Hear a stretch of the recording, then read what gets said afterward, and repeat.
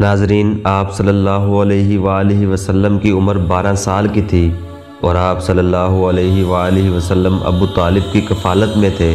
ابو طالب نے قریش کے قافلہ تجارت کے ساتھ شام کا ارادہ کیا۔ مصائب سفر کے خیال سے ابو طالب کا ارادہ آپ کو ہمراہ لے جانے کا نہ تھا۔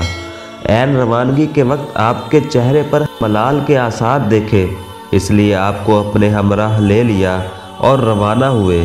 جب شہر بصرہ کے قریب پہنچے تو وہاں ایک نصرانی راہب رہتا تھا جس کا نام جرجیس تھا اور بحیرہ راہب کے نام سے مشہور تھا، اور نبی آخر الزماں کی جو علامتیں آسمانی کتابوں میں مذکور تھی ان سے بخوبی واقف اور باخبر تھا۔ چنانچہ مکہ کا یہ قافلہ جب بحیرہ راہب کے پاس جا کر اترا تو اس نے حضور پر نور کی صورت دیکھتے ہی پہچان لیا، یہ وہی نبی ہے کہ جن کی کتب سابقہ میں خبر دی گئی ہے، اور آپ کا ہاتھ پکڑ لیا اور یہ کہا، یہی ہے سردار جہانوں کا، یہی ہے رسول پروردگار عالم جس کو اللہ جہانوں کے لیے رحمت بنا کر بھیجے گا۔ سرداران قریش نے اس راہب سے کہا کہ آپ کو یہ کیسے معلوم ہوا؟ راہب نے کہا، جس وقت آپ سب گھاٹی سے نکلے تو کوئی شجر اور حجر ایسا باقی نہ رہا جس نے سجدہ نہ کیا ہو، اور شجر اور حجر نبی ہی کے لیے سجدہ کر سکتے ہیں، اور علاوہ ازیں میں آپ کو مہر نبوت سے بھی پہچانتا ہوں جو سیب کے مشابہ آپ کے شانہ کے نیچے واقع ہے۔ راہب یہ کہہ کر واپس ہو گیا اور فقط ایک آپ کی وجہ سے تمام قافلہ کے لیے کھانا تیار کرایا۔ کھانے کے لیے سب حاضر ہوئے تو آپ موجود نہ تھے۔ راہب نے دریافت کیا کہ آپ کہاں ہیں؟ معلوم ہوا کہ اونٹ چرانے گئے ہوئے ہیں۔ آدمی بھیج کر آپ کو بلایا۔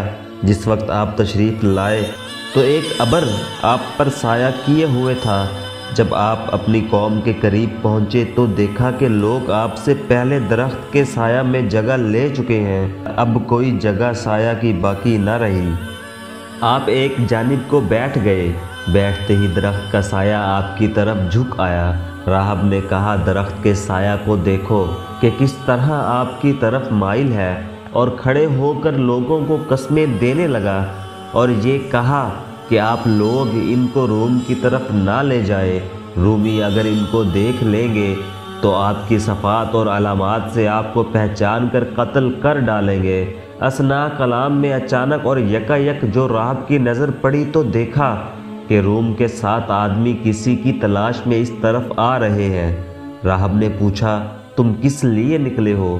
رومیوں نے کہا، ہم اس نبی کی تلاش میں نکلے ہیں جس کی توریت اور انجیل میں بشارت مذکور ہے کہ وہ اس مہینے میں سفر کے لیے نکلنے والا ہے، ہر طرف ہم نے اپنے آدمی بھیجے ہیں۔ راہب نے کہا، اچھا تو یہ بتاؤ کہ جس شے کا خداوند ذوالجلال نے ارادہ فرما لیا ہو، کیا اس کو کوئی روک سکتا ہے؟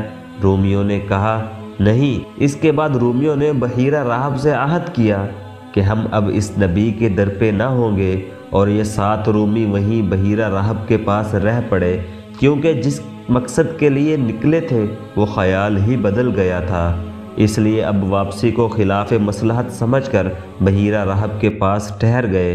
راہب نے پھر قریش کے قافلہ کو قسم دے کر یہ دریافت کیا کہ تم میں سے ان کا ولی کون ہے؟ لوگوں نے ابو طالب کی طرف اشارہ کیا۔ راہب نے ابو طالب سے کہا کہ آپ ان کو ضرور واپس بھیج دیں۔ ابو طالب نے آپ کو ابو بکر اور بلال کے ہمراہ مکہ واپس بھیج دیا۔ راہب نے ناشتے کے لیے روٹی اور زیتون کا تیل ساتھ کر دیا۔